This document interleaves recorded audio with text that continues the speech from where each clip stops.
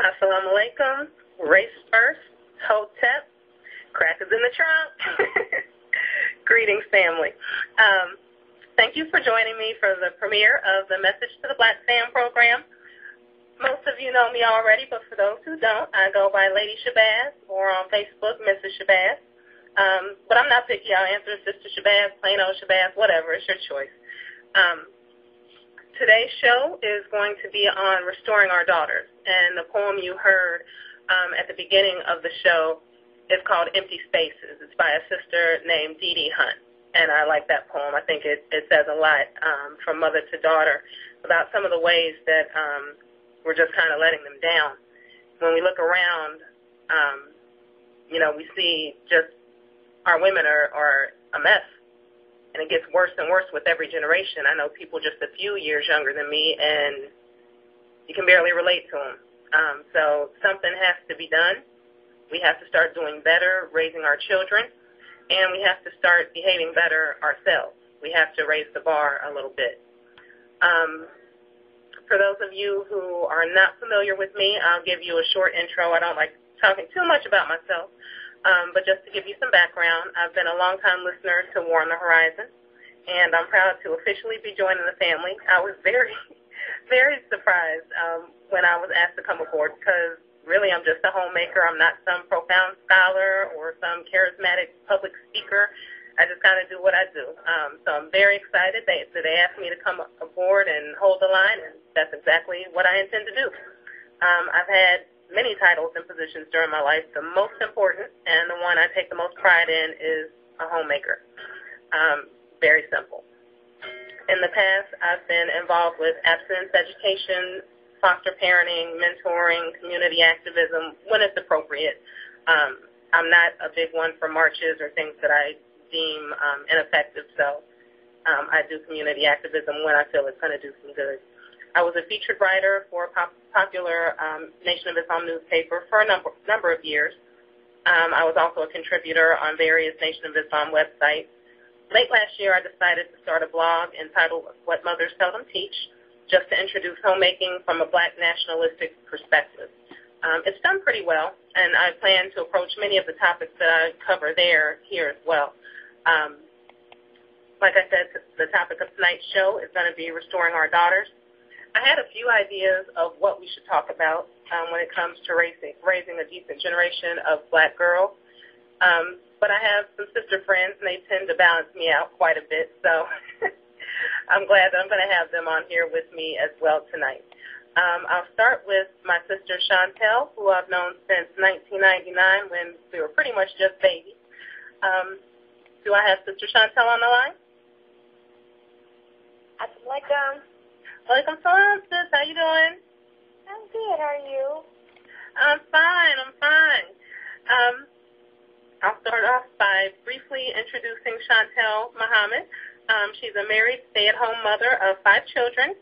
They're a homeschooling family that lives an organic vegetarian lifestyle. She started a publication a few years ago called Organic Nourishment, and it focused on natural living. Her goal is to relaunch Organic Nourishment. However, in the meantime, she hosts holistic grocery shopping tours, which basically teach families how to get the best quality and value when they go grocery shopping. A lot of people don't think that you can, eat organic on a budget. They think they can't afford it, and there's a lot of ways around that. So she's helping our families with that. She also has been featured in the Final Call newspaper, as well as being a frequent guest writer on my blog. So that is Miss Chantel. Yes, ma'am. Next in line, we have my other sister friend, Sister Mumina. I've known her a number of years as well. Do I have Sister Mumina on the line? Assalamu alaikum. Alaikum salam, ma'am. How you doing? I'm doing well. Great to hear you all.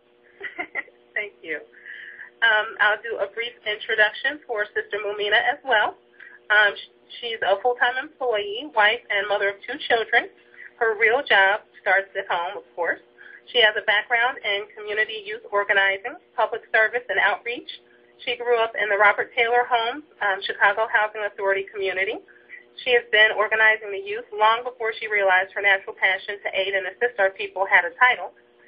She has over 20 years of work experience, including youth organizing with Chicago Boys and Girls Club, Public Allies of Chicago, Volunteer and Service to America, Community Film Workshop, and Your Child Care, Daycare, and After School, also known as Muhammad University of Islam Homeschool. She also has a background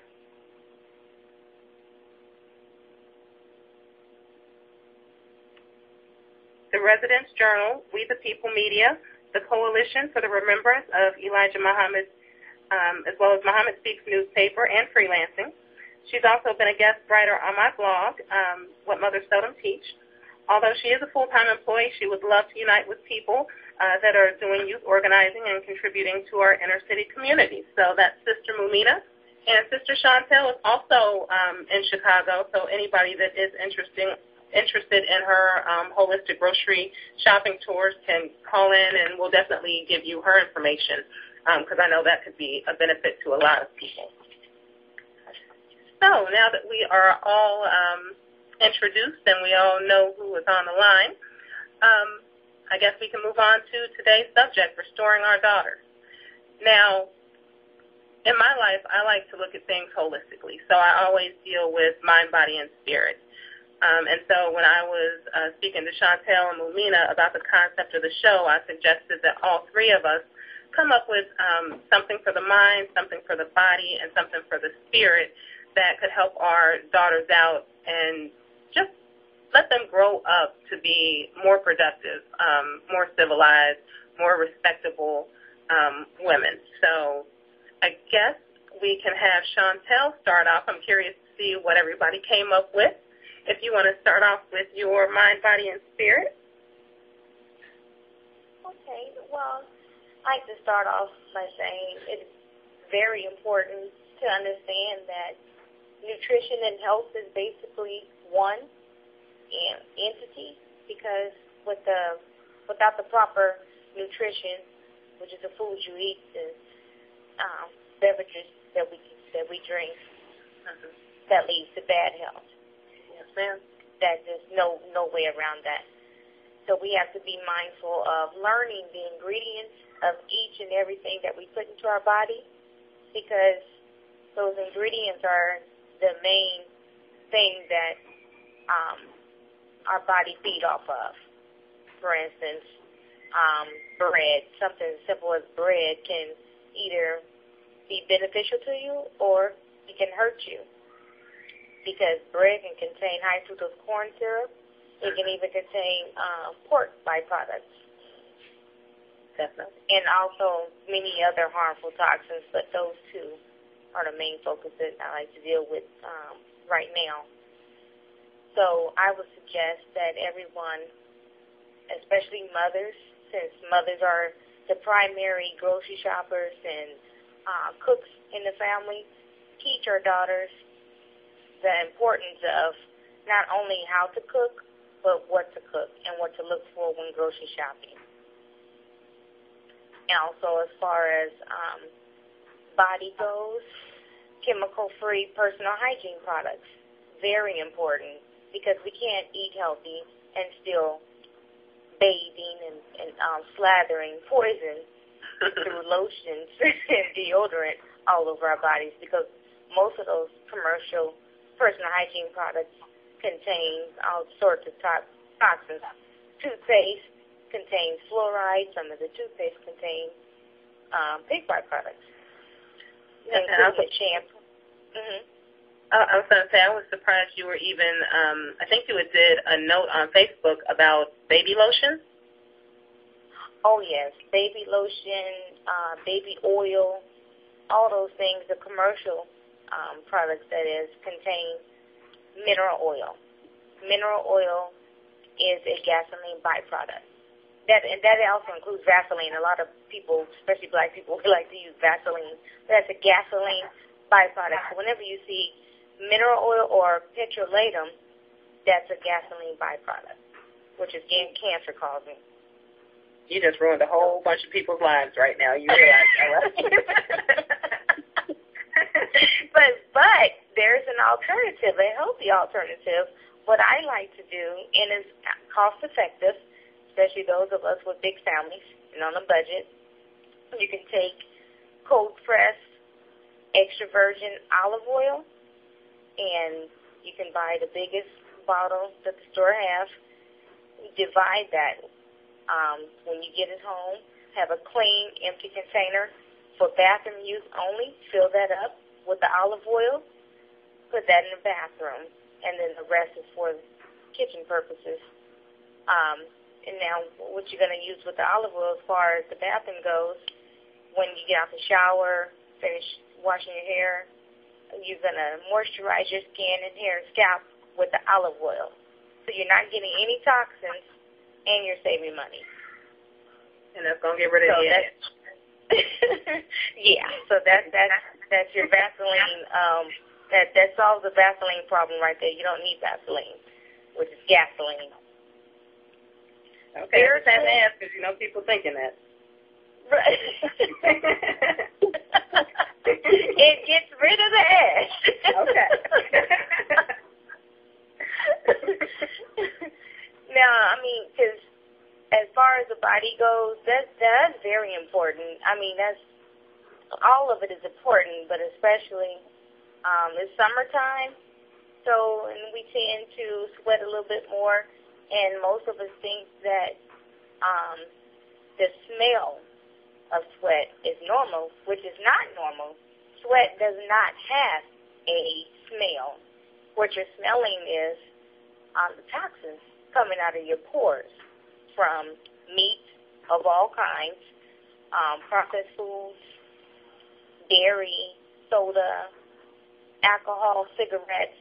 All of that is coming out, trying to come out of your system, and it's coming out. One way it's coming out is through your pores. So that's what you're smelling, is all the toxin buildup. So it's important to make sure you use a chemical-free deodorant, because most deodorants have aluminum in it, and aluminum has been linked to Alzheimer's disease. And there are a lot of good aluminum-free deodorants out there. And also, you want to make sure that you bathe every day, but you want to make sure that the soap that you use is chemical-free. Another cost-effective, for especially those of us with big families, is Dr. Bronner's. It's a liquid soap. And also Whole Foods has their own version. It's liquid, and it's organic and fair trade. Organic and fair trade, meaning that it does not contain any toxins. Fair trade meaning that people that look just like us, but they live in another country working in these sweatshops all day, all night, getting paid pennies. Well, with fair trade, they're not working those long hours, and the hours that they do work, they do get paid a fair amount of money for the work that they've done. So any commercial toxin-free product that's out there, food or personal hygiene-wise, there is a healthy, natural alternative to it. That includes your household cleaning products, because what we clean with gets into our system through breathing it and through the pores of our skin, such as if you have carpet, you want to make sure that you use baking soda on your carpet. Leave that on it. Spread the baking soda on your carpet and leave it on there for at least 10 minutes, and then you can vacuum that up. And the baking soda, what that does is deodorizes the carpet, and it pulls up all the bacteria, dirt, parasites, anything that's stuck and trapped into the carpet. It pulls it out, and then you just vacuum it up. And spiritually, I'm sorry. I was going to say I didn't know that. That's good information, because usually I just use essential oil. So I'm going to try that baking soda. That's a really good idea. Okay, and the essential oil may work really good as far as deodorizing. I'm not sure about pulling everything up to the surface. Exactly. So you just made me switch my message there, so thank you. And baking soda it is cheap. It's very cheap. You can go to the dollar store and get baking soda. Yes, ma'am. Now, that's the kind that you're not going to eat. if you're going to go to the dollar store and get the baking soda, you don't want to eat that kind. The kind that you want to consume, Whole Foods have baking soda that's aluminum free, and it's very inexpensive, maybe $1 or $1 and some change.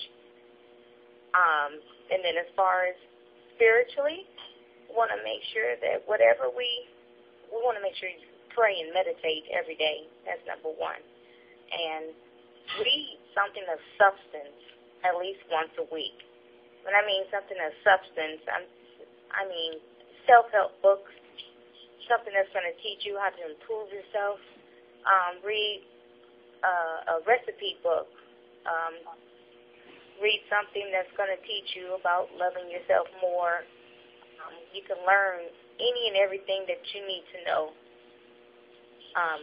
as far as water goes, how to take care of yourself and your family.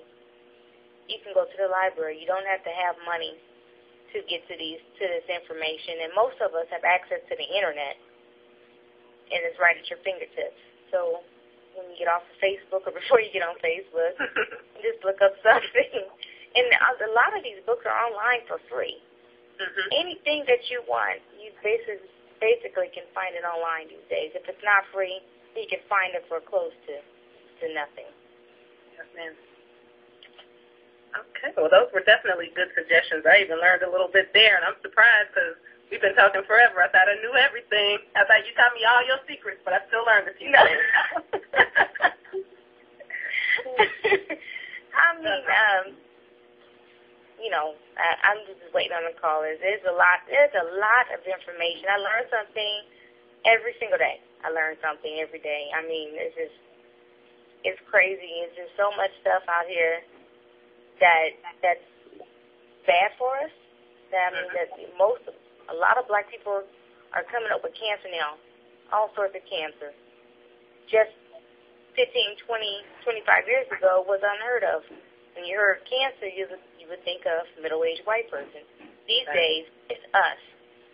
And that's because we're eating just because if it tastes good, we're going to eat it. Right. Or if it's on sale, we're going to eat it. Right. And that's killing us. Yes, ma'am. I agree 100%. Sister Momina, you ready with your 3 things? Yes, ma'am. I'm ready. Can't wait to hear I'm sorry, what did you say? I said, I can't wait to hear this one. Oh, okay. Well, first, it's an honor and a privilege to be on the show with you two beautiful, dynamic sisters. And Sister Chantel, she just told me a lot, as always. And you too, Sister Shabazz. But my parenting and my suggestion on how do we restore our young women is, my method is prevention, prevention, prevention. I was taught early on that we start focusing on the 5 Ps, and the 5 Ps stands for proper preparation prevents poor performance. The solution is start at an early age by teaching our daughters to have good positive thoughts and being examples ourselves, because our children learn from us. I also like to commend the poetry. She hit on a lot of topics, which we need to be doing. But children are like concrete, and whatever lands on them is going to leave a lasting impression, whether it's negative or positive. So I encourage our children, our young girls, to don't buy these little hoochie mama clothes that you see in the store just because it's the style, or buying them the Brett style. Get them a modest style. Don't let the television shape or mold their young, impressionable minds to the American/Hollywood standard of beauty. We need to learn to love our own black skin, our own black hair. And we need to definitely look in the mirror before we go outside, because if you step outside, you need to love yourself and like someone else loves you. Don't come outside looking like who knows what, which is what we're seeing a lot of. No pajama pants? I'm sorry, you heard me? No pajama pants? No pajama pants, no Hello Kitty pajamas. Bags, the new sleeping caps, do not wear those outside. Because your appearance is other people's first impression of you, and it's not good. You coming outside with do-rags on your head, your pajamas on, and you taking a bus, you going places. It's not like you're going to check the mailbox back. So we definitely have to teach them, to look presentable and wear appropriate clothing. For the mindset, to me, is to have a positive mind, because there's so much mental health issues that's in the Black community, depression, anxiety, all these bipolar, schizophrenia, anything that has to do with mental health, we are suffering from it.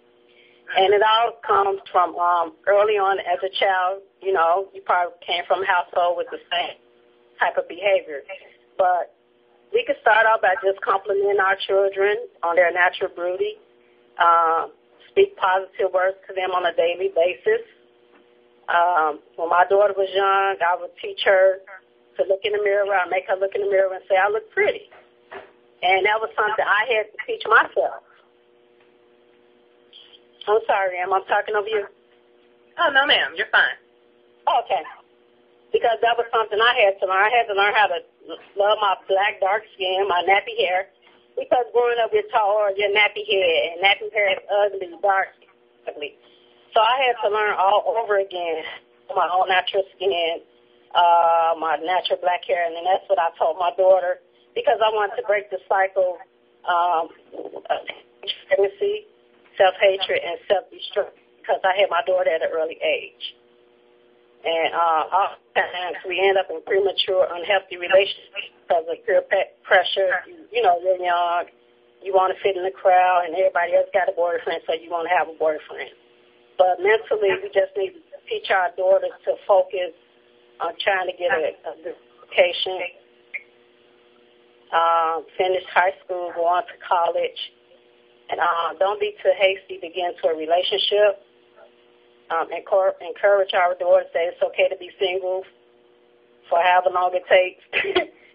Travel the country. A lot of them haven't even been downtown in their own city. That's a shame. Yes, ma'am. So get to know your own city first thing, or travel in the country somewhere. And if you could afford to get older, travel the world. Mentally, they really need to try to learn themselves. Going to go through different stages of their lives. So themselves first and try to enjoy life. That's for the mind aspect. Body, it's easy to influence people to do the wrong thing, because I'm guilty of it too. We sit on the computer, we don't. So encourage people to be active. We could do some kind of exercise. That's free. You don't have to run to get a membership. It's all type of apps that you can load on your phone. You could walk outside. If it's a group of you all just sitting around watching TV, that same group, you get off your behind, and you can schedule where you could go walking. You could choose the morning or afternoon, and just have an idle time. Try not to waste too much idle time sitting around, because it leads to negative behavior. When I was in college, I had this book called Our Bodies, Ourselves. Like Sister Chantel mentioned, read some self-help books. I know you, Sister Shabazz, you have a whole summer list that I'm working on getting. So one of the books that I had when I was in college is Our Body, Ourselves. It's a women's health reference book, and it's published by the Boston Women's Health Book Collection. And it's the entire guide of the women's body, a women's body. It has everything from, you can do your own pep smear with a mirror. You could cure a yeast infection with yogurt. A lot of natural things are in there. So that was like my Bible in college. What's wrong. It's about topics that your mothers seldom teach, Sister Shabazz. So that's spiritually, we are a product of our environment. And to me, if you're the smartest one in your circle, then you need to make new friends. Surround yourselves with people that you can learn and grow from. Being stagnant around the same people that you're not learning from, it hampers your own personal development. So we go through this as adults. I know what young women go through it. So try to surround yourself around people that you can learn from. Basically, there's no need for envy and jealousy. Once we discover that we all have a hidden potential to be great or a leader that's laying dormant in. Volunteer at a youth center, volunteer at a mosque, a church, or any organization that they feel that they can have a positive impact on. The situation is dire. Like I said, everything is holistic, like we all agree. But I didn't truly learn to love my own black self until I came across the teachings of Honorable Elijah Muhammad. And that's our base. We all got the teachers at different times. I came through the teachers, and I was blessed to come through teaching through my husband, Azar, from CROW, the Coalition for the Remembrance of Elijah. But no matter where we hear this knowledge, we all are duty-bound to reach back. And we're all, at this point in time, I know we all want to be diplomatic to reach our children wherever they are and to work with like-minded. And I'm very grateful for the friendship that I have with you two. I definitely feel the same, and that's a very good point. I remember when I was growing up, I was cooning.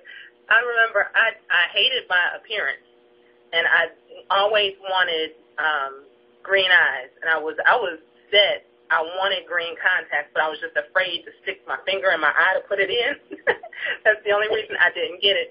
But then I read in one of the Messenger's books where he talked about brown eyes being the best and how brown eyes represented, the black nation and the universe and how much beauty there is in a dark brown eye. And that really changed it. Even like hair, I wanted the sandy brown, wavy hair. I wanted the green eyes, all that. But I wanted to get a tan. I never wanted to be lighter, but I wanted, all the other aesthetics. And so I agree that is one thing that can definitely restore a love for self and make you fall in love with yourself. Definitely. Did you have anything else for us, or? No, that's it. That's pretty much. I know you're going to bring a lot to the table, so I sit back and listen. Yes, ma'am. Thank you. Y'all are so calm and brought so much good stuff to the table, and I'm about to just start off with this stuff. I will first say, if you are a pretty regular listener to War on the Horizon, then nothing I say is going to bother you at all. But I'm imagining I probably have some people calling in who heard about this show on my blog or maybe on Facebook, who may not be as familiar with the mindset of us, basically. So I'm going to just start off and say what's on my mind, but I promise it'll get more palatable as I go along. For mind, I said that we have to teach our daughters to hate everything white. I think that it creates a healthy mind state by countering white supremacy that they're going to experience on a day-to-day basis. We have to associate white with anything evil or anything abnormal. Black has to be the standard of decency and normalcy. So say, for instance, when you're potty training your daughter, you might say something like, devils pee-pee on themselves, black queens don't. So we're going to teach you how to use the potty because you don't want to pee-pee on yourself like a devil, do you? You want to be a black queen. Black queens don't do that. And then once she masters it, you could say, why do we hate the devil? Because the devil pee-pees on himself. Something very silly and very simple like that just to get them thinking, because they have to know who their enemy is and what's going on out there. We start using terminology such as white sex, and I think that actually War on the Horizon coined that phrase. And white sex is any sexual act that's low or degenerate. White fashion is any kind of fashion that's whorish. That way, when they see one of our sisters walking down the street and they're not properly dressed, they don't focus on that. Like a lot of times we hear very degrading things about black women. Black women are this, and they dress like, whores and this and that. If we call that white fashion, that's putting the blame back where it belongs, because who made that? She didn't sew that outfit.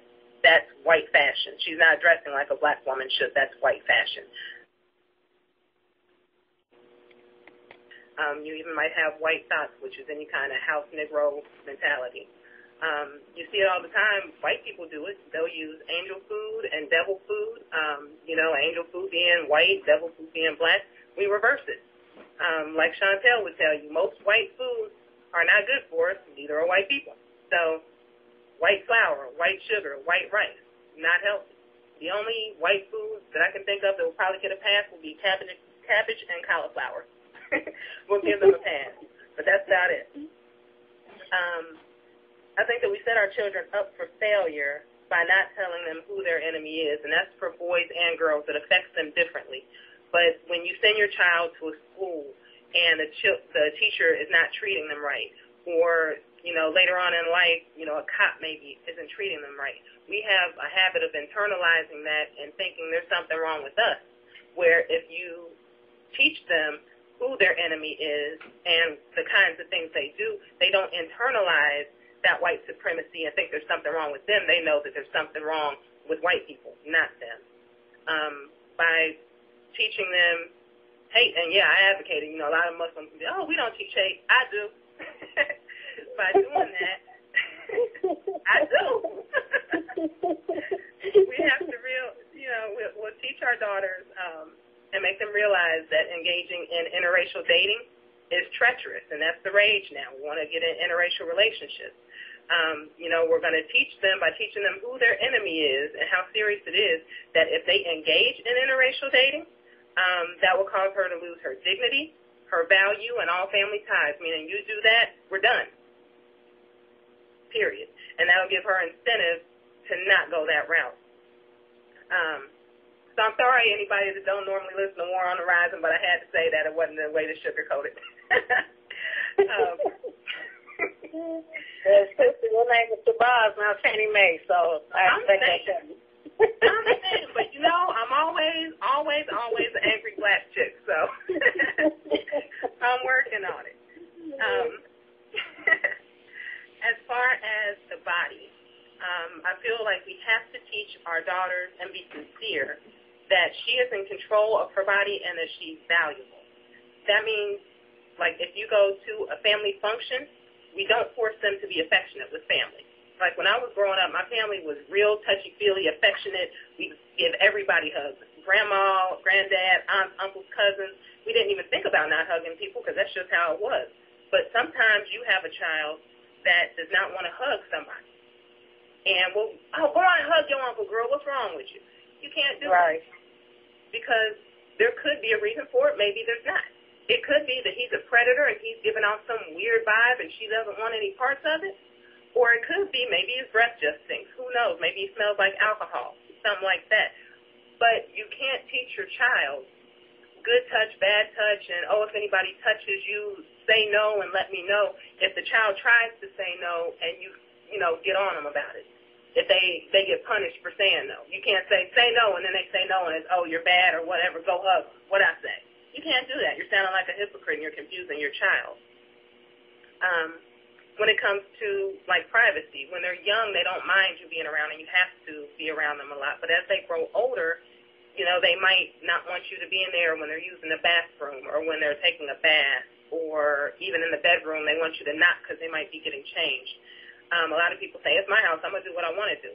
But you can't do that because at that point they're developing modesty, and that's something that you want to develop in them. You don't want to mess that up. You don't want to disrespect that. Give them the privacy they need. You don't have to go overboard. You have to know what your child's doing, but give them that privacy. When you're raising children, especially if you're starting from a baby, I don't think that you should accept premarital sex as an option. And the way you do that, you don't come through like fire and brimstone threats. That does not work. I think 99% of us can attest to the fact that don't work. You have to come from it from a perspective of they're too good for that, and that their self-esteem is just too high for that. I call it test drive. This brother's gonna test drive you out. That brother's gonna test drive you out. And when they're all done, then they're gonna figure out whether they feel like being bothered with you. We don't do that. We wait until we find the brother that is ready to make a commitment, and once that commitment's made, then we do it. And a lot of parents think, oh, that's so unrealistic. But really, it's not. Really, if you set a high expectation of your child, and if you don't come with to them and approach them from that fire and brimstone perspective, if you're telling them, look, you are valuable and you're too good to lower yourself, it's a different vibe, and it's a more real vibe. It's building their confidence and their self-esteem, and they're more likely to not engage in that. And if you're doing that, you have to be an example. Your children are smart. You can't have men and women running in and out your house. If when you have children, you have to stop that. If you haven't stopped it yet, then you need to, because you can't have high expectations of your children and then you turn around doing the opposite. We mentioned earlier, I think Sister Mumina, modest clothing, and that's the same thing. You don't come to them necessarily from, oh, you're going to burn in hell if you wear a miniskirt, but just the fact that you're too good for that. You're just too good for that. No man has the right to look at you. That's very pleasurable for a man to look at a woman's body and movements and all that, and the only person that has that kind of right is your husband, the person who has made a commitment to you. Junebug on this corner don't need to be getting off looking at your legs walking down the street. You're better than that. And if all else fails, have a trusted man, preferably the father, but a trusted man speaks bluntly about dress and actions. Sometimes it makes a big difference when you hear from somebody who just keeps it all the way real. I had an experience like that not too long ago. I made the mistake of getting a tattoo when I was 14 years old, small tattoo. And don't ask me why, long story. But, and I regretted it, when I became Muslim. I know Muslims don't get tattoos, this and that, whatever. But nobody ever really came to me like that. And I was listening to Brother Irritated Genie do a lecture one time, and he actually used the word trashy. And he didn't say it, in relation to black people, but just where it came from, that it came from the devil, and there are trashy people, and it's a trashy practice. And I was like, wow. If somebody would have said it to me like that, even at 14, I would have never got it. It made all the difference in the world just hearing a man say something like that definitively and just being like, yeah, that's a trashy practice. Because, I thought I was being cute, especially having that 14-year-old mentality. I thought, oh, it's no big deal, I'm being cute. So especially that's where the father comes in. Being able to really speak bluntly to your daughter makes a big difference. And, Dad, if you're listening, sorry, I know you probably didn't know about that. My bad. Moving right along. Moving right along. For spirit, I have a militant spirituality. I'm going to be in trouble. I am. We have a false sense that spirituality is this real peaceful, punkish, effeminate kind of thing. And a lot of us got that from just being raised in the Christian country. Even if you didn't go to church, just being surrounded by Christianity has brainwashed that into us. And it's, not really anything against Christians, because if you think about it, Nat Turner was a Christian. A lot of our, greatest soldiers were Christians. So, but it was a militant Christianity, and it's not too much of that going around now. So we have this sense that if we want to be righteous, we have to be real meek and whatever. The first spiritual law to me is self-preservation by any decent means necessary. I mean, we're not degenerates. We're not going to, turn into a cannibal to survive or anything like that. But self-preservation by any decent means necessary. Self-defense to me is a very decent thing. Turning the other cheek is degeneracy. Peace can't exist. You really can't exist peacefully in the devil's world without a fight. Nonviolence is not always the peaceful option. Sometimes violence restores peace. If somebody's hitting me and I don't do anything, I sit there, I'm being nonviolent, but they're going to keep hitting me because nothing's stopping them. But if somebody hits me and I hit them back harder than they hit me, much harder. Chances are, put your waist into it. Chances are that they're not going to continue to hit me because obviously I've given them something to think about. And so by being somewhat violent, I've actually created peace, and that's something that we don't understand. When I was growing up, we were told if somebody hits you, you hit them back. You know, you don't run away from a fight. If you do and I find out about it, you're going to fight me. I mean, that's what, you know. That's right. That's what not so much my parents, because, you know, they worked a lot, but my brothers, I can't just run home and get punked out. But we're afraid to do that now. Because, you know, they might get kicked out of school. They have these zero tolerance policies, and all that is against nature. So we definitely have to get over that. And the last piece to the militant spirituality is from the Honorable Elijah Muhammad. He teaches us that separation is more important than prayer. And if you want to be spiritually grounded, you cannot go out of your way to integrate as much as possible. You live right in the midst of the devil. You go to every function you can go to by the devil. You renting in a space. You shopping. You're doing everything you can to be around with the devil, and you think you're going to be spiritually grounded. There's no way. Now, I'm not making anybody feel bad for where they live or anything like that. That's your business. But when it's constant, when it's every moment of the day, you always trying to be around white people. Always. It's a problem. You're not going to be spiritually grounded by that. So those are my three. Yeah. I still think I'm going to be in trouble. I was just ready to midnight, so I got to get fired. What's that? I said, you're fine. You're not going to get fired. No, I'm still talking about my daddy. Oh. Okay. I'm moving right along. I ain't scared.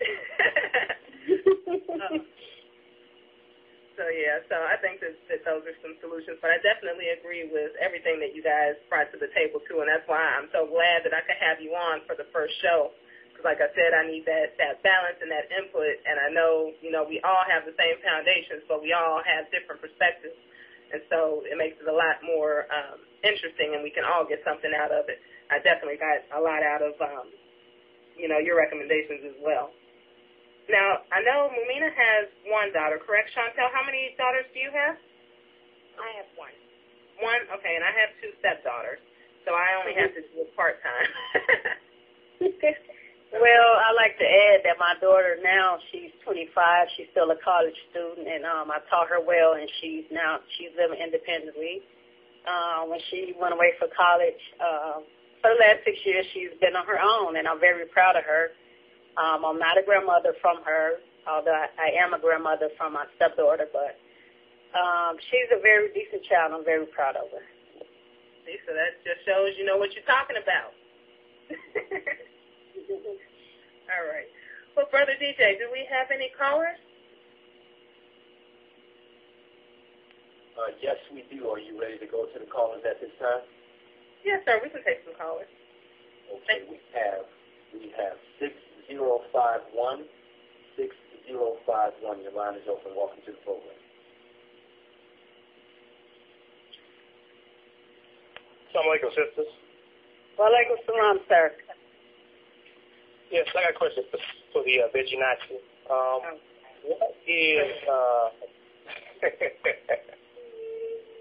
What is the negative impact that dairy has on the body? You can, give us some information on that. The negative impact that dairy has on the body? Yes, ma'am. Okay, now generally for men and women, it's excess mucus buildup, which will cause an acidic body and an acidic environment. That just opens you up to everything, especially cancer. If you have asthma, that really exacerbates your asthma because of the excess mucus in the lungs, in the respiratory area. Women and girls in general, I would say if you're not already off the dairy, you may want to either limit your intake or wean yourself from the dairy because fibroids, especially amongst black women, and especially from what I've been seeing personally from sisters coming to me, I mean, there's so many women and girls with fibroids. It's amazing. And I've also seen a uterus filled with fibroids. held a uterus filled with fibroids, and that is dairy. And also, if you ever heard of RBGH, that's an artificial hormone created by Monsanto that they inject the cows, the dairy cows, with to make them produce more milk. And that hormone has been linked to all sorts of cancers in human beings. So you're drinking dead milk and it's filled with artificial hormones because they pasteurize it, and the cows are fed any and everything. They're injected with all sorts of things. So that's the negative effects of dairy on a human being. Cancer for men and women, and for women, fibroids. Now, what do you think about raw milk and organic milk? And in case you didn't know, I know you already know Sister Chantel, that was Brother David from St. Louis. He's trouble. Yes, I know. It's okay. That's okay. Facebook. That's all I got to say. But the raw milk, the organic and raw milk, I mean, it's better than just drinking just plain old regular milk. Mm-hmm. It's a step up. But at the end of the day, it still has the same, it's still an animal product, because the high cholesterol levels that it creates, like I said, the excess mucus that it creates, the acidic environment that it creates is still, that's the same, to me, it's the same as someone eating, quote-unquote, organic chicken. Okay, it may not be filled with hormones and pesticides, but the results are still the same. You're still going to get the same negative results from it. Yes, ma'am. Any other questions, Brother David? No, ma'am. That's the only question I had. Thank you. All right. Salaam alaikum. We have at this time 8340. Your line is open. Welcome to the program. I'm just listening. Great show, though. And don't apologize for speaking your mind. Yes, ma'am. Okay. Thank you. And just so you know, Sister Shabazz, that was actually my queen, Sister Khadijah, calling in. Oh, I thought I recognized the voice. Yeah, that's it. Let's see who we have. 6220. 6220, your line is open. Welcome to the program.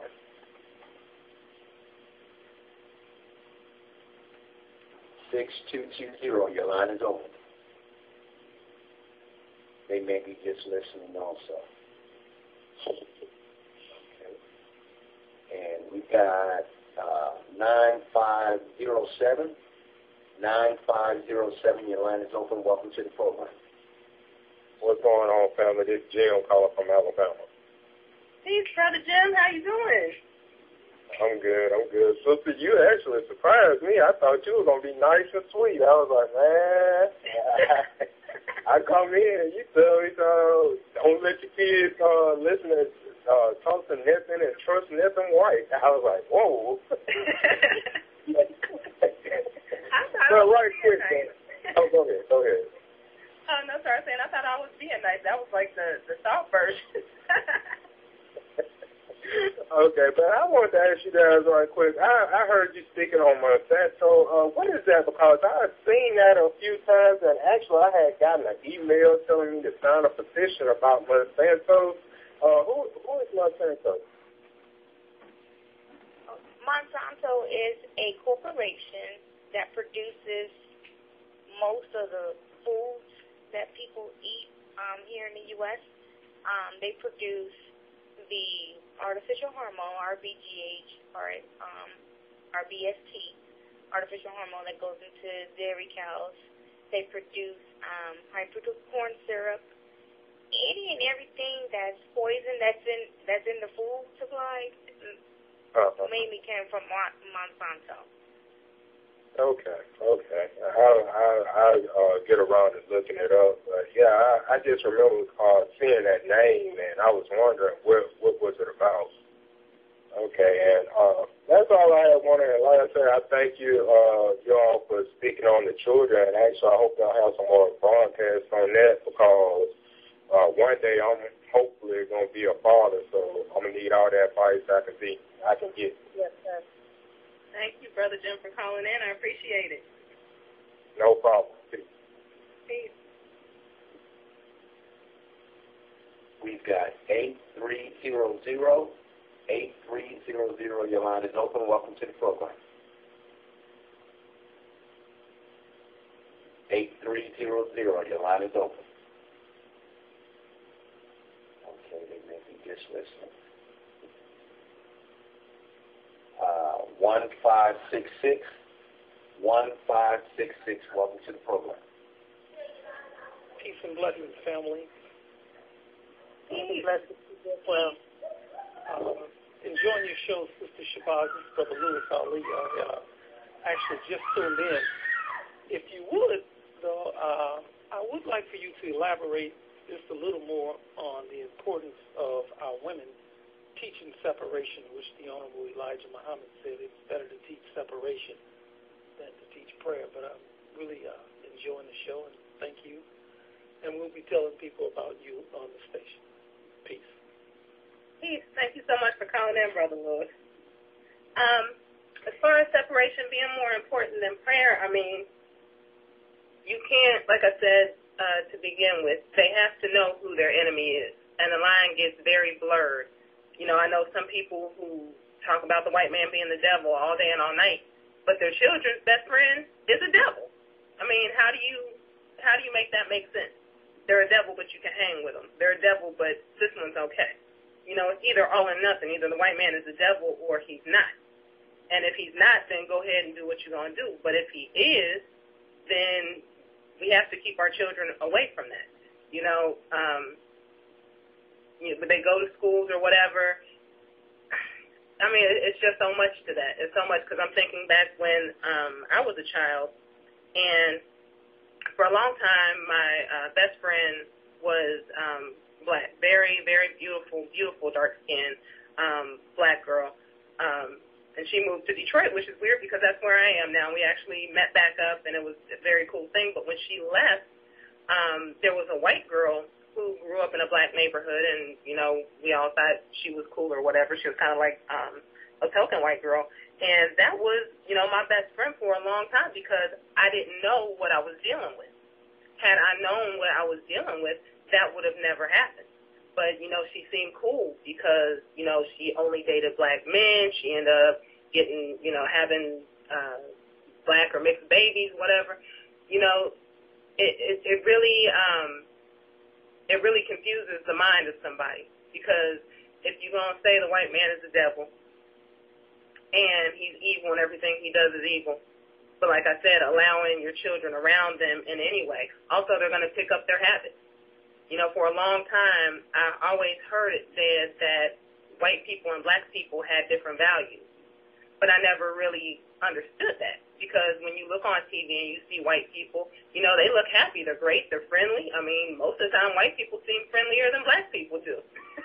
You know, there's a reason for that. They're not dealing with the oppression that we're dealing with. So, yeah, they can go on and laugh and be happy. They've gotten rich off of our back. But, you know, they have that appeal. And then you also, like we were talking about earlier, the standards of beauty. You start wanting to be like them because white is the norm. White is considered beautiful, which is not. I mean, in reality, I've never seen really an attractive white woman. Even the white women that they parade around us as beautiful, if you really look at them, they're not. But that's what's given to us as our standard. And so it's very damaging to have your children in an environment where they're around white people. You have to separate. And for me, that even included separating as far as neighborhoods. That's why I'm in Detroit. It's the blackest city I could think of. You have to, really, you have to, you know, get away from that. To me, it's completely unhealthy. And even my husband was relating some stories to me when he was growing up, and even with his French children, same thing happened. They'd hang around white children, and white children would get them to do crazy things they would never think to do on their own, just not in their nature, but peer pressure or whatever, they do it. And then when they got in trouble, they'd all point the finger at the black child, and black child would be the one to get in trouble. I mean, it starts early, and there's so many different things I could say about that, but, I mean, you just cannot integrate and expect to be spiritually grounded. And a lot of times, even when we're praying, if we're honest, a lot of people still are praying to white Jesus. You might be saying Allah, you might be saying Yahweh or whatever. A lot of times when you close your eyes, you might still have that image of a white Jesus in your mind. So you need to separate, like I said, because your prayer may or may not even be that effective depending on your mind state, but you definitely cannot be integrated and be spiritually healthy. You guys have anything else to comment on that? I like to add on to the separation, even through our foods. If you're still eating meat, for instance, then you have not separated from the white man, because we did not, I'm paraphrasing, How to Eat to Live, the Honorable Elijah Muhammad said in How to Eat to Live, before the white man, we did not eat meat. So those of us in the Nation of Islam, we follow Honorable Elijah Muhammad. If you're still eating meat, then who are you really following? If he says in How to Eat to Live, before the white man, we did not eat meat. And also, after coming into knowledge of the adverse health effects of what this dead animal flesh have on the body, you're still consuming it based off of what this standard American diet suggests, based off of their food pyramid. You have to ask yourself, are you really separated from them? If you're still eating the slave diet, or what some people call soul food diet, that's still a white man mentality, slave mentality. And especially the way that they're slaughtered in the United States. I mean, it's not like if you go to Africa or something where they raise their own meat and they're grazing and they're not exposed to all the things they're exposed to, you know, that's one thing. But in America, we do it so hostily. They're killed under fear. I mean, I know everybody heard that KRS song about beef and how disgusting the slaughterhouses are and how they're killed under duress and all that. So all that fear from that animal is going right into you. Exactly. And we wonder why we're scared to stand up and do anything. Just saying. Good point. So we have to be careful about what we put in our body and only eat the best that we can get. You know, if you are going to eat meat, I know Chantel's going to kill me. If you are going to eat meat, then try to get something farm-raised, you know, grass-fed, the best that you can get until maybe you can do a little bit better, because vegetarianism isn't something you can just go into overnight without relapsing or whatever. So, you know, I mean, you do the best you can, but definitely don't go to Kroger's or Piggly Wiggly or whatever your grocery store is. And we got some people down south. You know, don't go in there and just get whatever is on sale. If you're going to do that, get the highest quality, you know, that you can find. A lot of times, even if you have an African community in your town, they get their meat shipped from Africa. So see if you can work something out with them, because definitely the hormones that are released and all that fear in them, you do not want that in you. A lot of people think that eating meat makes you more masculine, but eating this low-grade meat that you eat here is just making you punkified, really.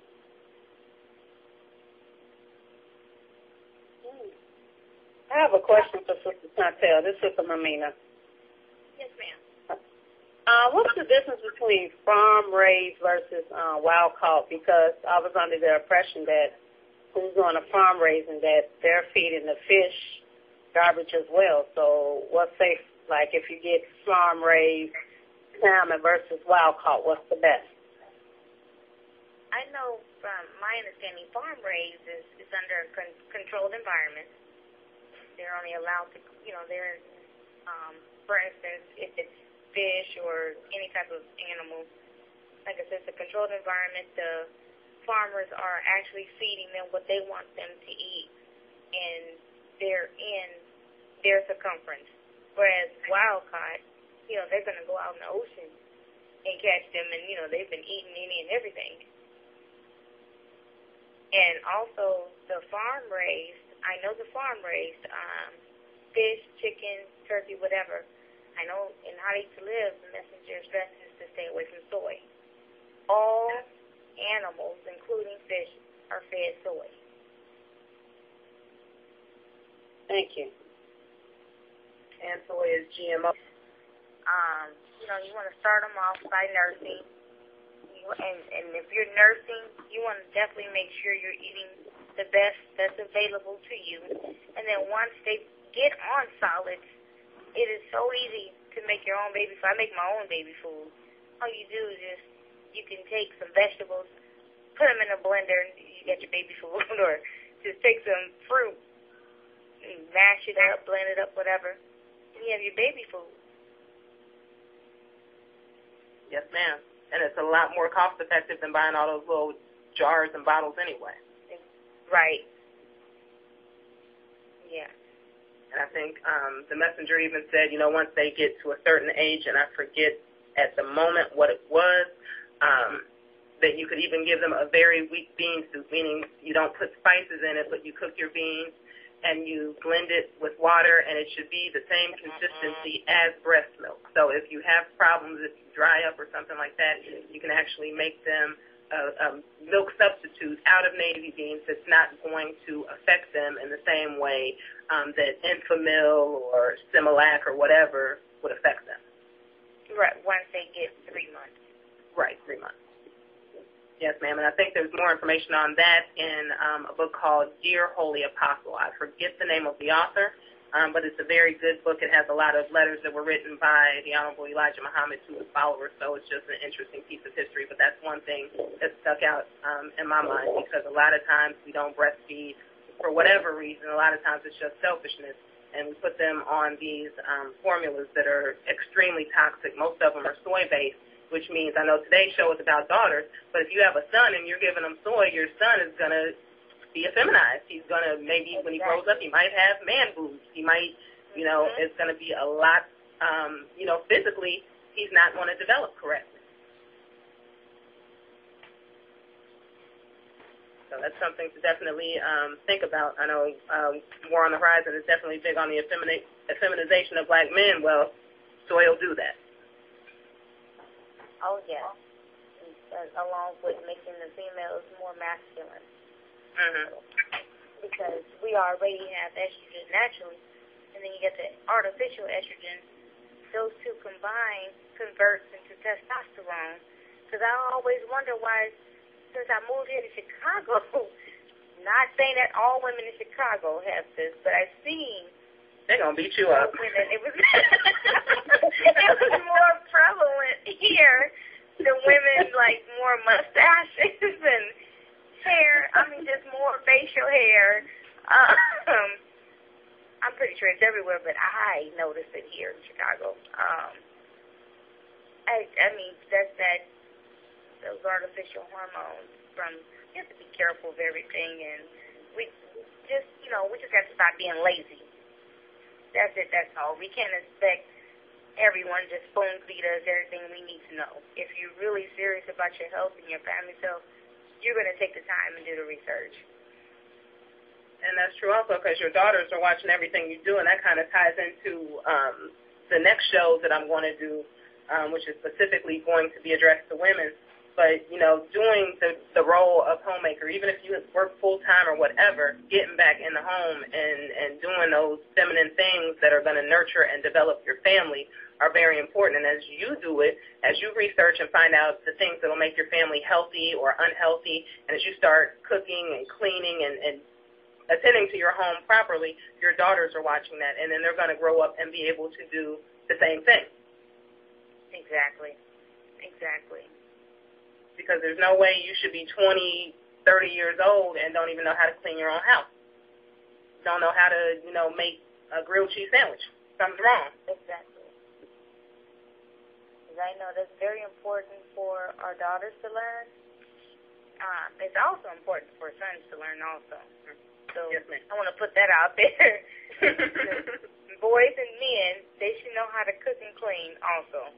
At least basic cooking and cleaning. That's very true, because you don't want to be held hostage. If you are lucky enough to find one of the few remaining sisters who know how to do that kind of thing, and then you're just held hostage to her because you can't cook on your own or take care of yourself, that's pretty bad. Exactly. You want to say the black man's God should be able to take care of himself. That's a great point. I'm teaching my son. He's 10 years old, but I'm teaching him the basics now. Didn't he cook you something not too long ago? Did I put that on the post? Yes, ma'am. Yes, I did. What did your son cook? What was he able to make you? I'm just saying, I'm teaching him how to make breakfast, but he already knows how to clean his room. He knows how to clean up the washroom, and he takes out the garbage. He's my super assistant. He helps me clean up. That's what I'm talking about. He know how to put the toilet seat down. He has his own washroom, so I don't even bother. Okay, all right. We'll give him a pass on that one then. I still have to do the toilet though, but he knows the basics, Yes, ma'am. Well, I think that it's been a pretty productive show. Like I said, I thank you both for joining me. As you can tell, we've been friends for a long time. That's why we joke around and pretty cool with each other. So I felt like it would probably be a pretty cool show to have you guys on. I definitely appreciate you agreeing to come on and do this. I know we were all a little nervous, but we got through. Yes, well, thank you for having me, and thank you for thinking of me in that way. So, of course. Yeah, thank you for having me. No problem. So I'm probably going to, I don't think we have any more callers, do we? Yeah, actually, we've got 3 callers that have just called in within the last 10 minutes. You want to try to see if we can get them in? Yeah, we'll try to hurry up and get them in because I definitely want to let your show get started on time tonight. Okay, we've got 3674. 3674, your line is open. Welcome to the program. Hello, how you doing, man? Black Power. Black Power. All right. Sure enough, since it's women talking tonight, and it seems the show is more directed towards women, I have a question for you guys, right? As a man, I just got into a relationship with a woman now. Known her for some time, though. And it's, especially with the eating thing, too. Everything else, is one aspect, but another focus that I focus on with her is the eating habit. It's very difficult to try to convince her, although I show her the data and the information pertaining to the foods that she eats, the amount of sugar her son consumes. I even went to the extreme of actually purchasing a cheeseburger from McDonald's, and I left it out in the open for 4 days before it arrived to show it to her. I mean, how do I go about, just engaging her in terms of trying to eat healthy and getting away from the whole meat eating thing? It's kind of hard. I would say, and I know Chantel will have a lot to say about this as well, that you have to start out slow and be patient. It's very hard to change habits. The best thing that I could think of is start finding replacements that taste fairly decent. You're not going to find a replacement for meat that tastes exactly like meat, but try to just, if you're going to make pasta one night, instead of making chicken, you can do a veggie Alfredo. You can make some broccoli, some bell peppers, onions, mushrooms if you eat those, and just make a veggie pasta. Just try to start substituting things slowly. Be very patient with her, and hopefully she'll come around. I actually did a post on my blog just a couple days ago on starting to eat healthy. If you Google what mothers seldom teach, it should come up, and it'll probably be like the first post, I believe, and it'll kind of show you just how by substituting some things and adding things, you naturally will eat less junk. Say you normally eat a bowl of sugary cereal for breakfast. If you, instead of just eating that bowl of cereal, start putting some strawberries and kiwi in it, maybe have some fresh squeezed orange juice with it, maybe a banana, some yogurt, sooner or later you're going to switch your cereal because that's going to be way too much sweet stuff to still be consuming that sweet cereal. And even while you're eating the sweet cereal, you're still getting nutrients. So you just start adding slowly more nutritious food into your diet, and slowly but surely you'll stop eating the junk. You're not going to have enough room left for the ice cream and the potato chips and this and that, not as much as you used to, because you'll be eating a lot more, if that makes any sense. Chantel? It does? Okay. Yes, and to add on to that, I'm a huge proponent on education, on knowledge. So anything that you can find educationally on health and nutrition, the effects of what foods have on the body, I would get that information to her so she can read it and internalize it herself. Because, I mean, you can eat something and it tastes good, but if you still don't understand why, it's easy to fall back to the old ways. And you might have to be graphic. I know I hate PETA. I really hate PETA. I think they are so racist. They disgust me. I hate them. But they do have a video called Meet Your Meat, and it's very graphic, and it shows how meat is processed in the United States and what a sick industry it is. So you may want to Google that and show that to her, because sometimes if you read something, you're like, yeah, whatever. But actually getting the visual might help. Okay, yeah, I see what you're saying. It's called Meet Your Meat, you said. Meet Your Meat. So MEET, your MEAT. Meet Your Meat. All right, true enough. True. Oh, and for the television thing, if I could make a comment on the television thing, sure. What I'm finding is children, right? They very much like when you engage them in terms of what is it they were watching. Like, her son there. He watches a lot of TV, and a lot of times I jokingly say, oh, man, all you look at is white people on TV, and this and that. And over a period of time, he'll watch cartoons with bears and animals. He'll watch it, and as soon as it's like people, white people figures, he'll just turn off the TV and leave, because I engage him so much in terms of what is it when you watch and what were they talking about, what was the show based on, and just a whole lot of questions. And, I even take the time to go watch the shows with him. And kind of, point out one or two things. And I don't know if that seemed to be working right there, where he kind of less engaged in television and more other activities outside of, the framework of that television. Because that's a little white man in the house telling him how to think and so forth. That's beautiful. That's a beautiful thing. I don't know what happened, because when I was little, we wasn't allowed in the house, especially when Central Air came around. You couldn't be running in and out the house. You took your butt outside. You ate breakfast, went outside. You came back for lunch, went back outside. You may come back for dinner if you wasn't going to somebody else's house. And then, look, be back by the time street lights off. That's it. No running in and out. No watching TV. None of that. So we do need to go back to actually having activities, and that will get them physically in shape as well as protecting their brain from all that stuff from the TV. But the fact that you're able to engage them like that is beautiful.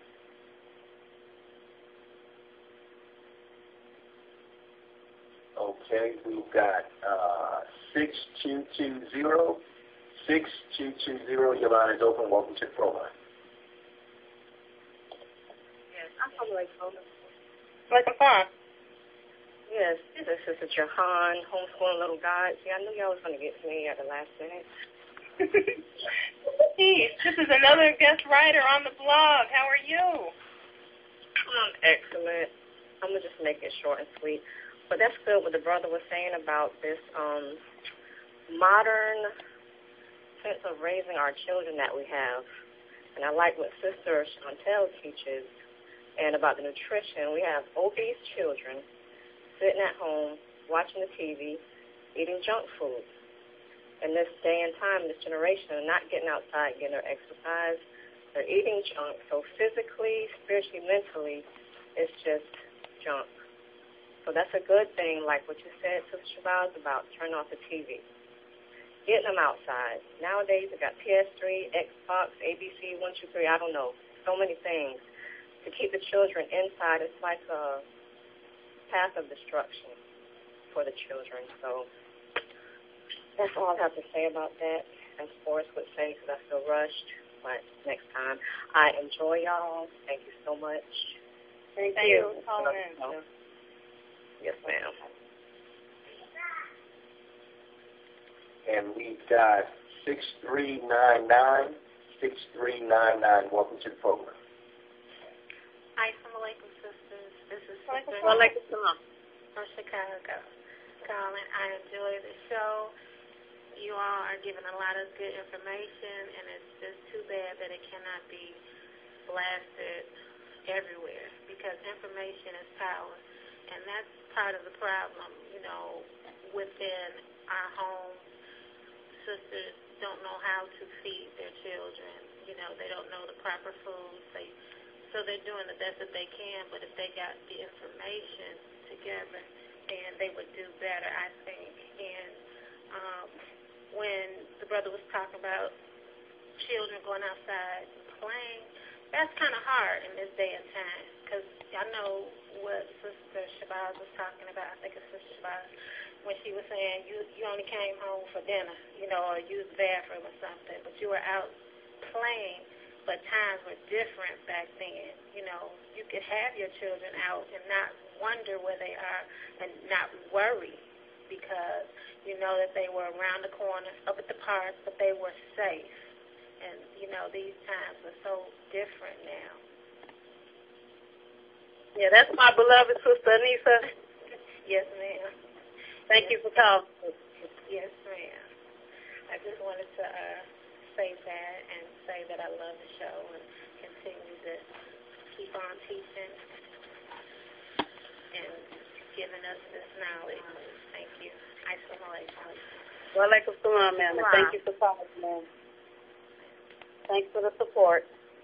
Yes, ma'am. Okay, well, Sister Shabazz, that just about does it. You there? Thank you. Sorry, I got kicked off for a minute. Yeah. Sorry about that. So I thank everybody who called in today. I definitely appreciate it. I hope you enjoyed the show. As I said, I thank my sisters for being part of it with me. And if you guys want to stay tuned for Brother DJ's show, he has an excellent show planned. And I also need to thank you for running things for me today. I definitely appreciate it. Oh, not a problem, sister, at all. Not a problem. All right. Well, we will go on and end, and you guys can stay tuned for Brother DJ.